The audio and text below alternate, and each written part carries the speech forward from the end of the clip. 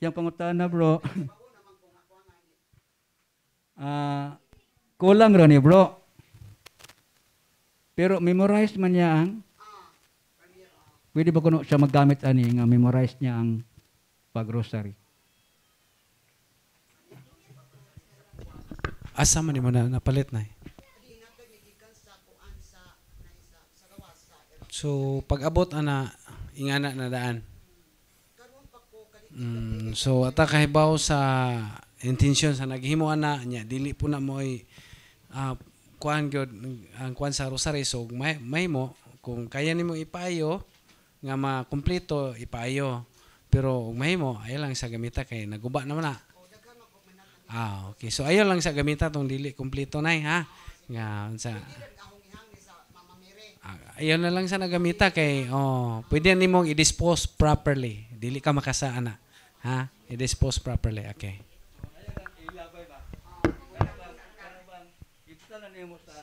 Uban ang pagpaylo na ba?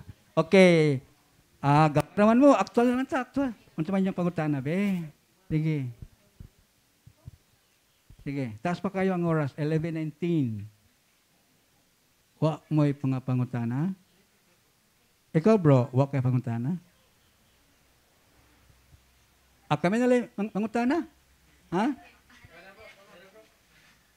Kana, nasa nanay. Abtik na si nanay. Kagahapon pa. Bayag.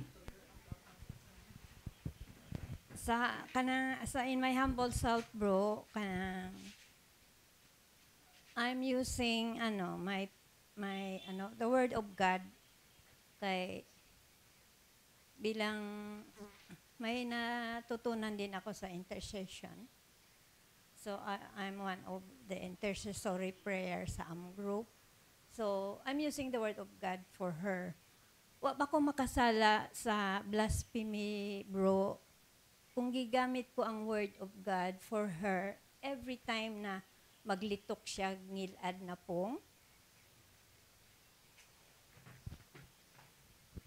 So, iyang but pasabot bro, murag muhatag siya og kanang word of God kung like for example imong mama unsa man ang word of God nga imong for example lang Example, pag mo gamit siya, she's always using wala. Puro negative. Puro negative ang gitawag niya.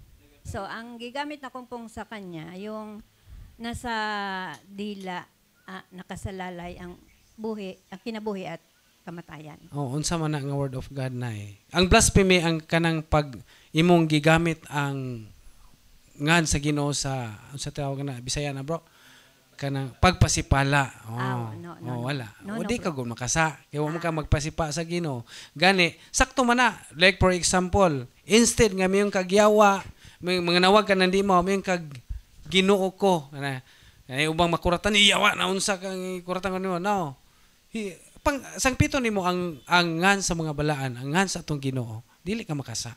Gawas lang ka og imong gamiton ang ngan sa Ginoo sa pagpasipala. Diha nakadapit makasa.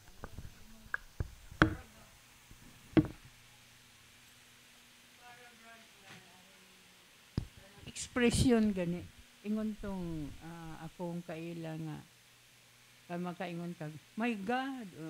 Di ba expression o dapat dili daw maggamit na ng mga expression ingon siya kay mura og instead nga malangpit lagi ka sa expression nimo expression ra mo gunagad oy maayo kay ang imong expression ang sige panangpit sa yawa sa payuban na kanang mga expression binanato dili na maayo ngano man muduol gani ang yawa og dili tawgon samot nang imong atawgon so mas maayo pa gamiton nato ang ngan sa Ginoo no Ginoo ko Dios ko ako gani bisag manghatsi maningkamot kung makabungat gyud at si Jesus ko na mo nahimo na ang ekspresyon kaysa naiuban manghatsi yawa tanawara asa may lami ana so mo na nga og expression man lang mas maayo ang mga maayong pulong di ba kay again ang yawa muduol na nimo bisan pag di nimo tawgon samot na ang imong gitawag. Okay, napay mangutana. Dina kay tas pa kayo tong oras. Nang sila pangutana, maulaw lang.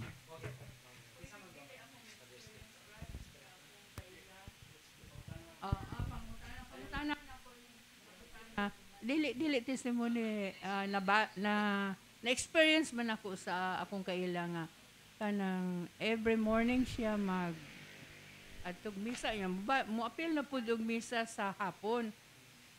Ako siyang giingnan nga pwede ra mang once kay ang Ginoo nga nasa imong kinabuhi dili man na siya mupuyo man na sa imo kung wala ka naghimog dawtan pero mobalik na pud siya og apil sa misa sa hapon. O kaduha siya mumisa o sa hapon. Kaduha. Oh, okay ba kuno Brad kaduha siya musimba ang iyang ikaw o ang imong Okay. Kaduha Unsa okay day purpose sa iyang pagsimba? Kaduha. unsa kuno purpose?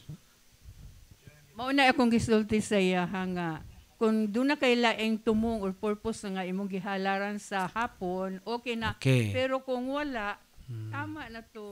So magbantay ta kay kini do na day hapoy garbo nga makakos na to og spiritual gluttony. No?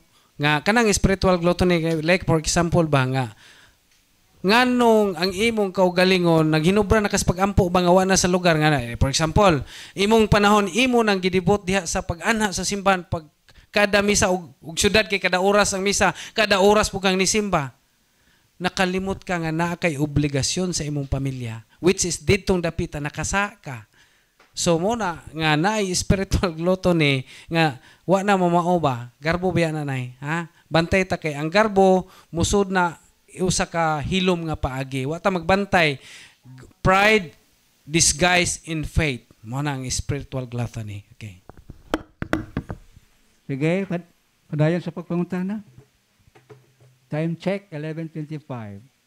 Kinsa may pinakasayo nga mian ni? Pinakasayo yan. Kamo gi pinakaunhan. Abi man nang mag-close meron kay gaulan baya. Pero gihatag gyapon sa Ginoo ang panahon. So, wa nay mangutana. Wa na. Ano pa isa?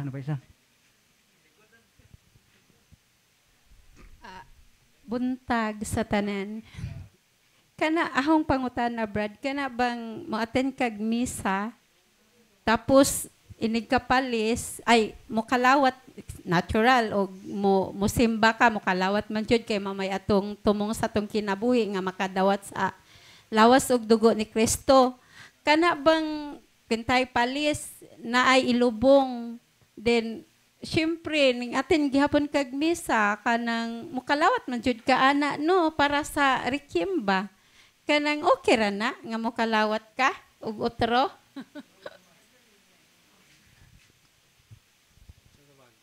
Kon bro, nakasimba kono bro, nakakalawat na nya naka-attend og funeral nya nangalawat ta sab. Okay ra ba daw na bro? Kalimot na ko ha. Kanang naa sa katekisem na akong gipangita o kan pero sa ato ang pagtulon sa simbahan gi-allowed ta nga taman sa ikaduha no kaduha mo dawat sa kalawat sa usa ka adlaw no like for example gitugot man gud na kay like pareha namo mga lay ministers nay panahon nga mo serve mi sa first mass napay panahon nga mo second man so mao na nga puntuha pero mao lagi na magbantay ta nga sige ra tag kalawat pero ang ato wa tay pag-usisa sa ato ang kalag no mao na nga ang importante sis ang atong simbahan at least kaduha kay mura mag useless na pud nga gasiri kag simba wala na pud kagabuhat sa imong bulaton sa imong bahay so kung naay mga kahigayon nga kaduha ka makasimba like sa amo ang mga ministers so allowed me nga mo kalawat pag-usab taman sa ikaduha. Okay? So, ang importante, ang pagkalawat sis, nga mga lawat ka, nga naa ka sa estado sa grasya. Mata ito ba? 370. Okay, na po yung mga pangutana. Okay na, si ma'am. Kuan po, ang akong pangutana, kana bitaw magmas, nga, dili makaabot sa homily. Tama ba nga mukalawat mi or dili? Kon bro, pwede si Brad Obet. Brad, kay 20 taon pa ni. Kanang di pa ko nakabot sa homily. Pwede pa ko ng mga lawat. Nalit na.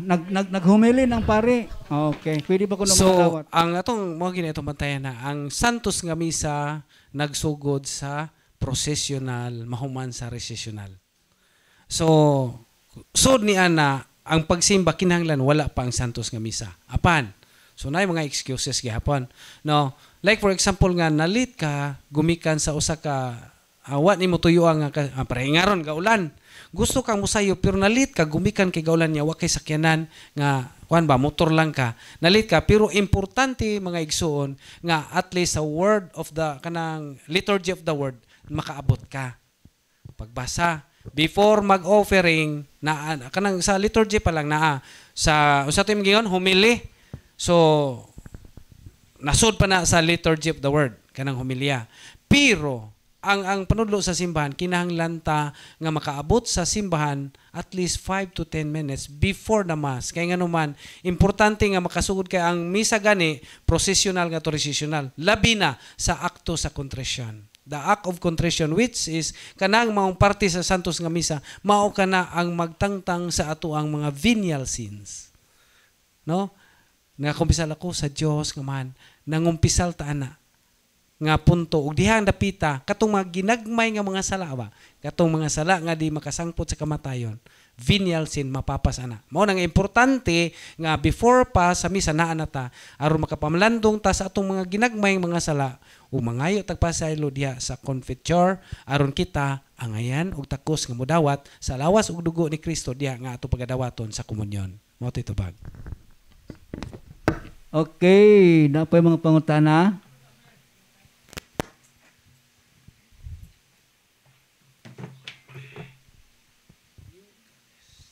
Naapoy pangutana bahin sa mag-deliverance sa imong balay o sa kwarto.